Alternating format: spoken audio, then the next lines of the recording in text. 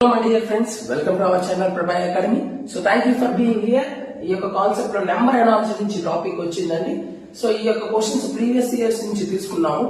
First question చూసినట్లయితే మనం చేసే టెక్నిక్ పరంగా 12 3s are 36, 14 3s are 52. Option లో 52 లేదు కదండి, అంటే మనం చేసిన టెక్నిక్ అనేది రాంగ్.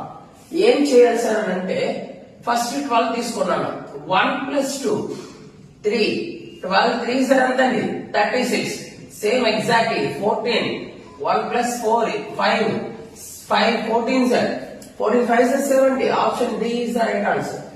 ఓకేనా? ఈ కాన్సెప్ట్ మీకు అర్థమైనట్లయితే ఈ యొక్క ఆన్సర్ ఎంత వస్తుందో మన యొక్క కామెంట్ సెక్షన్ లో తెలియజేయండి. Coming to third question, 21 9.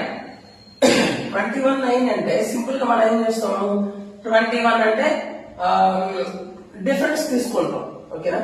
Difference తీసుకుంటే మనకు సెట్ అవ్వదు. ఇది ఏం చేయాలి సార్ అంటే 2 + 1 2 + 1 3, 3 square 9, 3 + 1 4, 4 square 9, sorry 4 square 16. So option D is the right answer. Okay na? So 21 2 + 1 3 square 9, 3 + 1 4 square 16. Okay na? Option D is the right answer. So coming to here 2 కి 32 ఇచ్చాడండి, మరి 3 కి ఎంత అవుతుంది అడిగాడు. 2 ని ఎన్ని టైమ్స్ మల్టిప్లికేషన్ చేస్తే 32 వస్తుంది, 2 పవర్ ఆఫ్ 5 అంటే 2 into 2 into 2 into 2 into 2. Therefore 2 2 is 4, 4 2 is 8, 8 2 is 16, 16 2 is 32. అలాగే 3 పవర్ ఆఫ్ 5 చేస్తే 3 into 3 into 3 into 3 into 3 into 3.